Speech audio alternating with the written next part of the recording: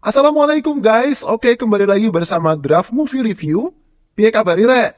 Terima kasih buat para penonton setia Draft Movie dimanapun kalian berada.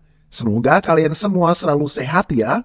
Kali ini Draft Movie sudah merangkum sebuah film yang berjudul Blackout 2024. Bagaimana keseruan filmnya? Ya, perlu banyak basa-basi, ini dia alur ceritanya.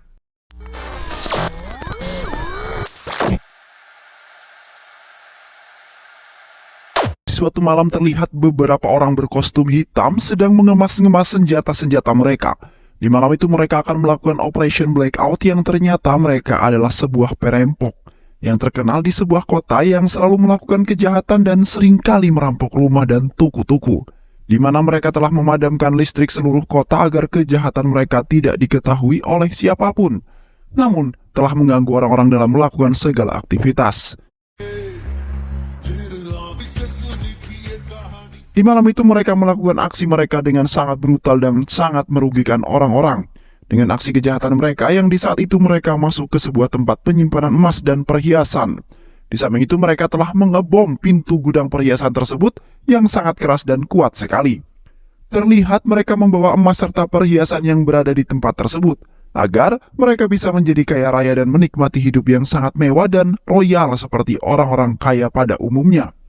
Di malam yang sama, seorang pria mengendarai mobil berwarna merah yang di malam itu keluar dari mobil dengan sangat kesal karena anak-anak tidak sengaja menendang bola dan mengenai mobilnya tersebut, yang bisa dipanggil dengan nama Lenny DeSource yang merupakan suami yang setia, sekaligus seorang reporter kriminal yang secara default berprofesi sebagai reporter, dan pada dasarnya Lenny tidak tahu malu, yang akhirnya Lenny menobles bola anak kecil tersebut yang tidak sengaja mengenai mobilnya. Dan setelah itu, tanpa ada rasa malu ataupun berpikir dewasa, ia pulang ke rumah karena sudah lapar. Sesamanya Lenny di rumah, ia langsung disambut oleh istri tercintanya yaitu Rosmi. Yang di malam itu Rosmi mengatakan bahwa ia sudah memasakkan makanan spesial untuk Lenny. Di samping itu Rosmi meminta Lenny untuk mandi terlebih dahulu karena telah makan. Ia akan meminta sesuatu di hari ulang tahun pernikahan mereka yang sudah dinanti-nantikan sejak lama. Di saat mandi, Lenny malah bernyanyi dengan sangat riang gembira menyambut hari ulang tahun pernikahan mereka. Tak lama kemudian, listrik rumah mereka tiba-tiba padam yang membuat seluruh ruangan di rumahnya itu gelap gulita. Yang di malam itu pun, seluruh kota telah mengalami pemadaman listrik total. Lenny keluar dari kamar mandinya hanya menggunakan handuk saja, di mana Lenny mencari-cari istri yang tidak juga bersuara dan menyambut panggilannya Lenny. Lenny terus mencari ke seluruh ruangan dan tiba-tiba saja, Rosmi muncul dengan membawa sebuah lilin. Rosmi kemudian mengatakan bahwa dirinya tidak bisa melanjutkan masakannya karena tidak ada listrik. Yang akhirnya Lenny pergi keluar untuk mencari makanan dan melihat kondisi kota yang mengalami pemadaman secara keseluruhan, yang sepertinya ada sebuah kecelakaan yang menyebabkan pemadaman listrik tersebut. Sementara itu Lenny bertemu dengan Raffi Saksena yang merupakan seorang teman pahlawannya yang tidak pernah membuat Lenny marah sedikit pun dan sudah berteman sejak kecil. Di malam itu juga Raffi baru saja pulang dari bekerja, namun ia belum mendapat tumpangan dikarenakan pemadaman lampu yang secara tiba-tiba dan membuat orang-orang fokus dengan diri mereka sendiri. Dengan baik hati Lenny kemudian mengajak Raffi untuk naik mobilnya dan diantarkan sampai ke rumahnya. Di malam itu hujan turun sangat deras sekali yang membuat penglihatan Lenny menjadi agak tidak terlalu jelas sama sekali. Tiba-tiba saja mobilnya Lenny tertabrak oleh sebuah mobil dari arah yang menabraknya bagian belakang mobil Lenny. Beruntung Lenny tidak terjadi sebuah kecelakaan dan hanya mobilnya saja yang penyok di bagian belakang. Melainkan mobil yang telah menabraknya itu terguling akibat sang sopir tidak terkendali yang sepertinya ngantuk dalam mengendarai mobilnya.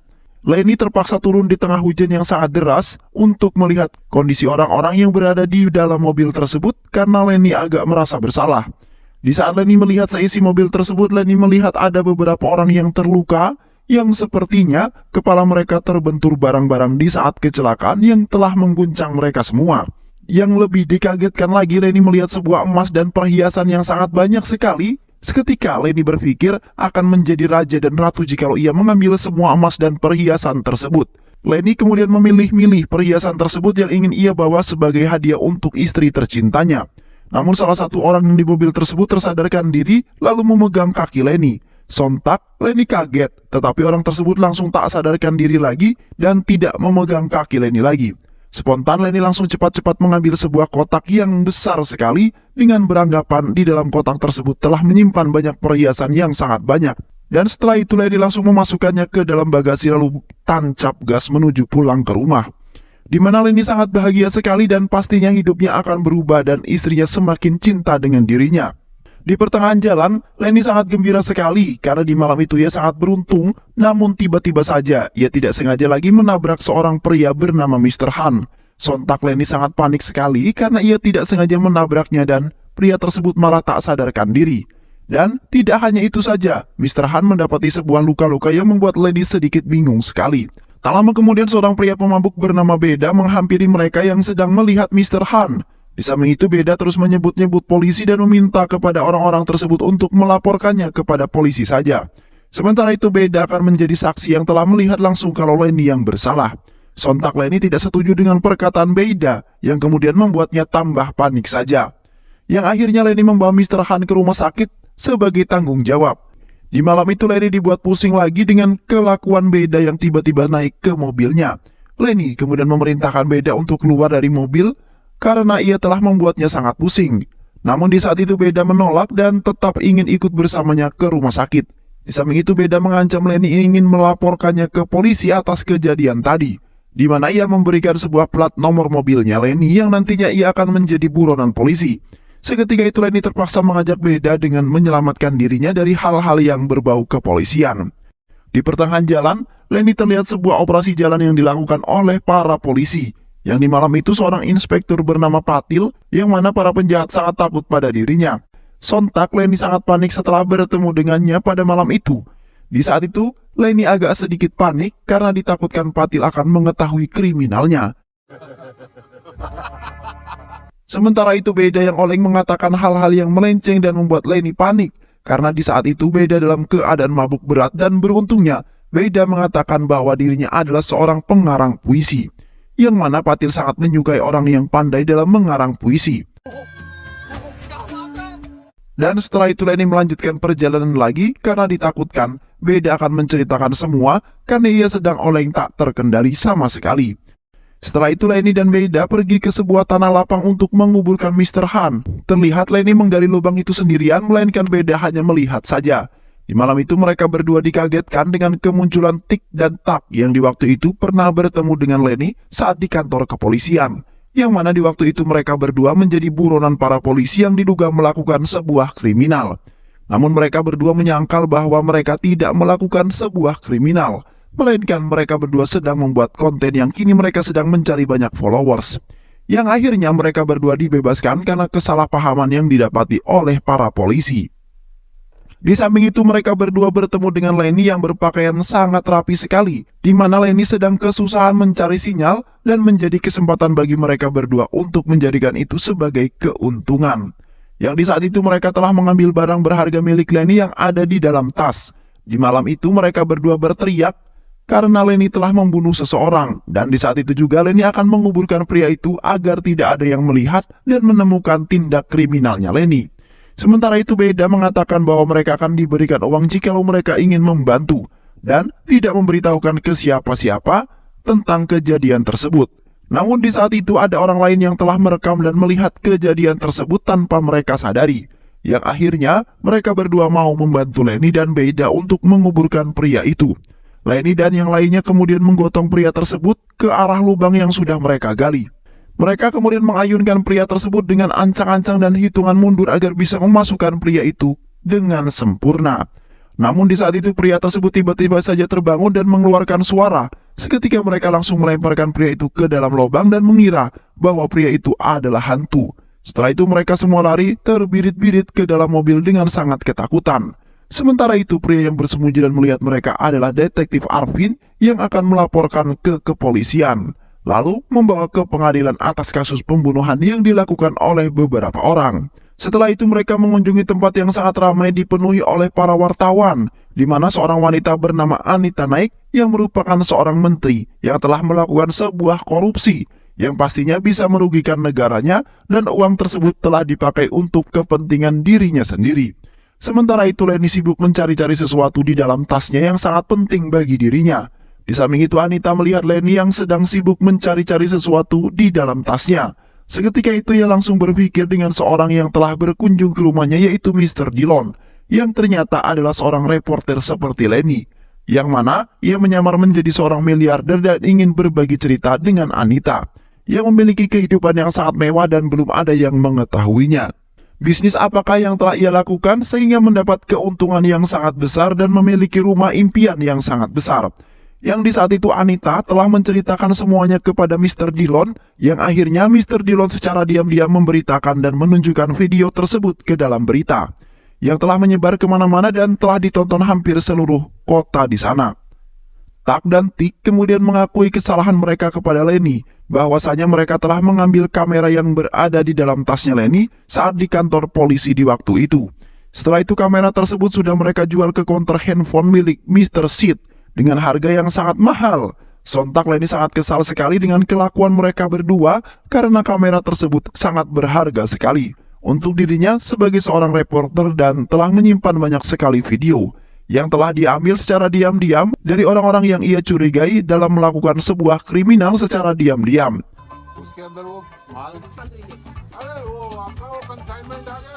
Dan setelah itu mereka pergi ke konter Mr. Sid untuk mengambil kamera tersebut secepatnya. Sesampainya mereka semua ke konter tersebut, terlihat konternya belum terbuka dan mereka juga belum melihat Mr. Sid sama sekali. Tak lama kemudian Mr. Sid datang ke konter tersebut untuk mengambil sesuatu yang telah tertinggal. Seketika itu Leni sangat gembira sekali karena ia akan mendapatkan kameranya kembali. Namun di saat itu Mr. Sid sangat lama sekali membuka pintu konternya itu karena terlalu banyak gembok yang membuat Beda sangat kesal dan ingin memukul Mr. Sid dengan besi.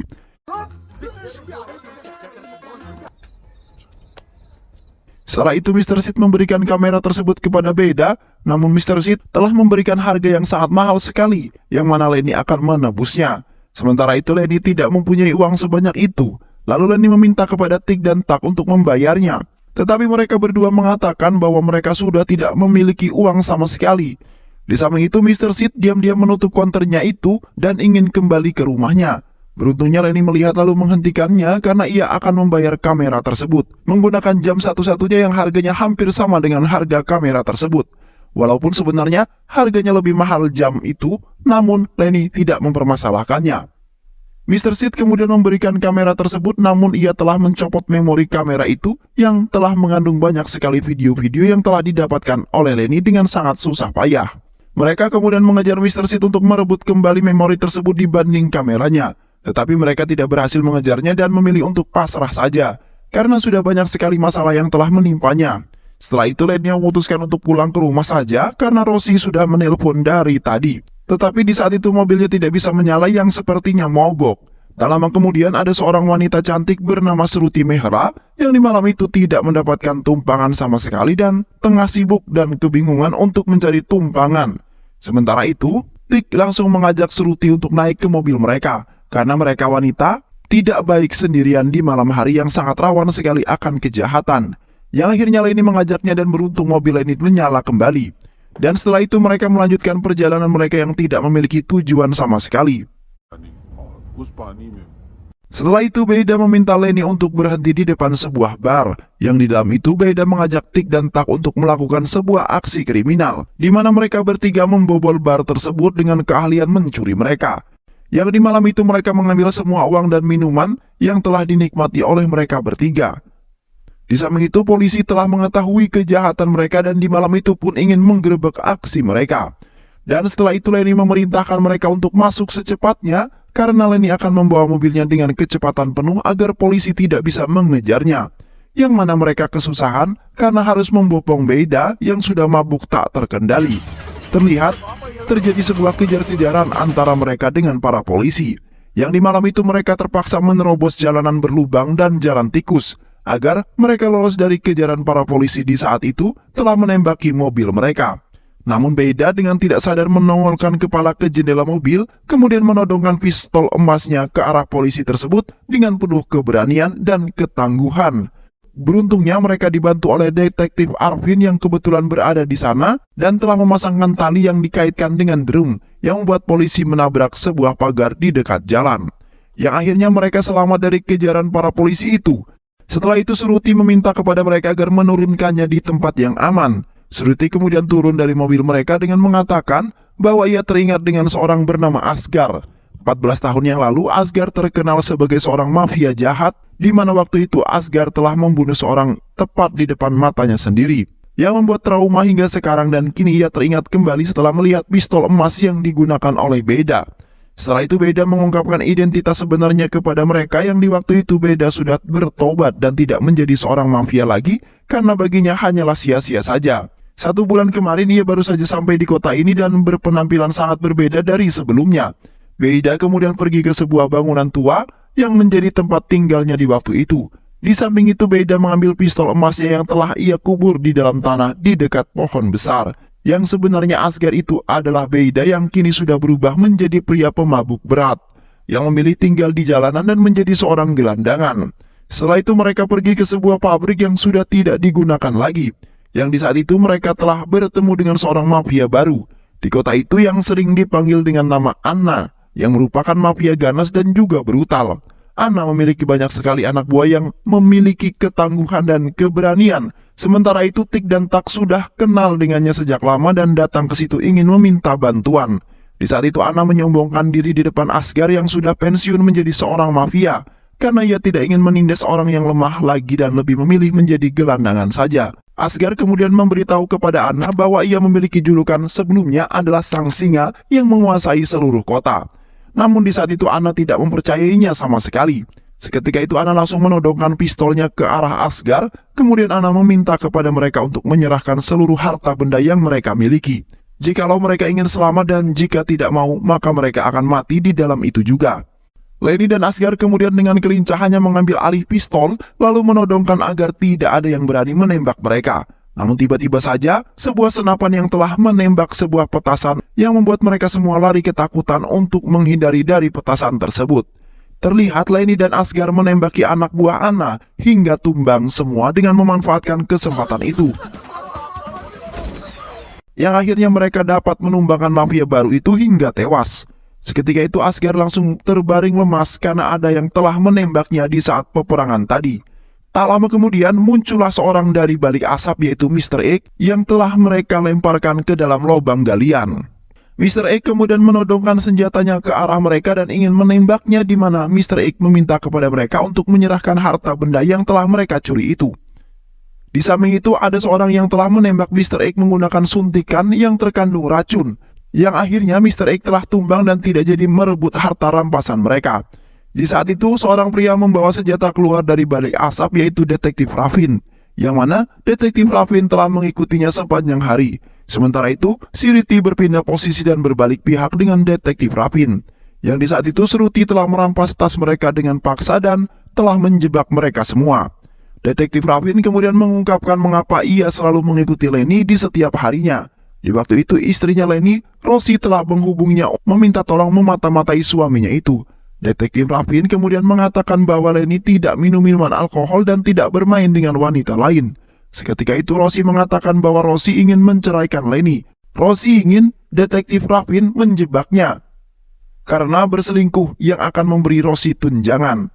Dan sebagai imbalannya Detektif Raffin akan mendapatkan banyak uang, yang akhirnya Detektif Raffin menuruti perintah Rosie karena hanya uang yang ia inginkan untuk kebutuhan hidupnya. Seketika itu Lenny merasa sangat sakit hati dan hatinya menjadi sangat hancur setelah mendengar kabar buruk tersebut.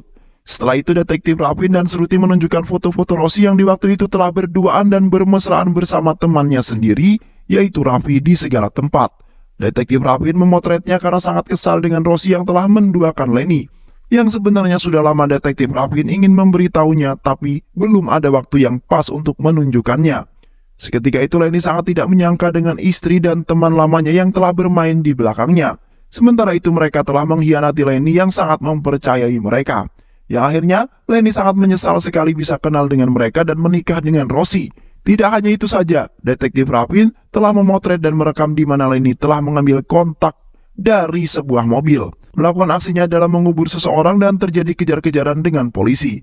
Sementara itu, Detektif Rafin juga yang telah menjerat mobil polisi itu yang akhirnya mobil polisi itu menabrak pagar di jalanan. Dan setelah itu, Detektif Rafin pergi dari tempat tersebut dengan mengendarai mobilnya Leni, yang di dalamnya terdapat uang hasil curian mereka dan Asgar yang sedang pingsan. Seketika itu Leni merasa sangat menyesal dengan apa yang telah menimpanya di malam itu juga, di mana dalam semalam masalahnya sangat banyak datang untuk menghantam Leni yang tidak mengetahui apapun. Di samping itu, Tik dan Tak berpikir dengan bensin mobilnya Leni yang hampir habis. Dalam perkiraan mobilnya akan berjalan sampai 2 km dan akan berhenti karena bensinnya habis. Tak dan Tik kemudian mengajak Leni untuk mengejar mobilnya karena mereka yakin masih mempunyai harapan. Setelah mereka berlari sejauh 2 km, akhirnya mereka melihat mobil Leni yang telah mogok dan sedang didorong oleh Detektif Rafin dan Shruti.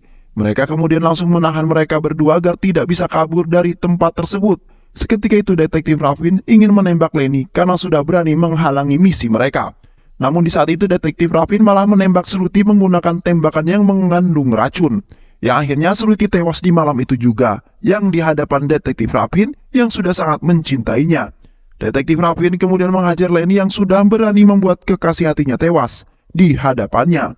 Tetapi di malam itu Detektif Rafin malah yang kalah karena ditembak menggunakan suntikan racun oleh Leni, yang di malam itu pun sangat kesal dengan keadaan yang telah menimpanya. Keesokan harinya mereka bertiga berhenti di atas tebing untuk membuka isi kotak yang telah diambil oleh Leni. Dengan sekuat tenaga mereka membuka gembok kotak tersebut karena ingin melihat isi kotak itu. Setelah kotak tersebut terbuka, seketika mereka terkejut karena isi kotak tersebut adalah senjata-senjata. Sontak mereka sangat kesal dengan apa yang telah mereka dapati dari malam hingga pagi harinya.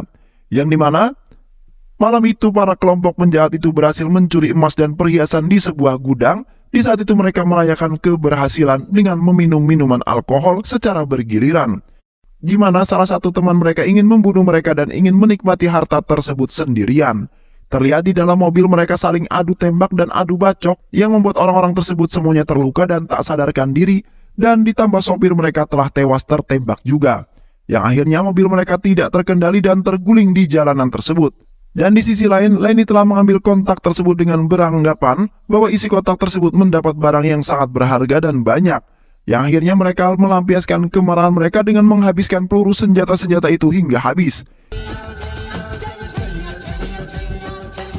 Setelah itu, Leni membawa Asgar ke tempat tinggalnya di waktu itu. Leni kemudian menyadarkan Asgar di sebuah pohon yang berada di sana. Sementara itu Leni sedang menggali tanah yang di waktu itu tempat menyimpan pistol emas Asgar. Tak lama kemudian, Leni menemukan sebuah kotak yang telah terkubur di tanah tersebut, yang mana kotak tersebut terdapat emas batangan yang sangat banyak sekali dan membuat Leni menjadi bahagia kembali. Seketika itu Leni langsung membawa emas tersebut dengan mengendarai mobilnya, karena di saat itu Leni telah dikejar-kejar oleh orang-orang yang telah melihatnya menemukan emas tersebut. Dan setelah itu Leni kembali ke rumah untuk menikmati emas yang telah ia dapatkan itu. Sesampainya Leni di rumah, Leni langsung dipeluk dengan Rosie yang sok-sokan mengkhawatirkan keadaan Leni. Yang di saat itu Leni tidak pulang selama semalam dan tidak juga memberi kabar. Di samping itu Raffi berada di rumahnya dengan alasan bahwa Rosie meminta untuk menemaninya, karena Leni sudah semalaman tidak kunjung pulang ke rumahnya juga dan membuat Rosie sangat kebingungan. Leni kemudian menghitung mundur dari 3 sampai 1 dan mengatakan boom.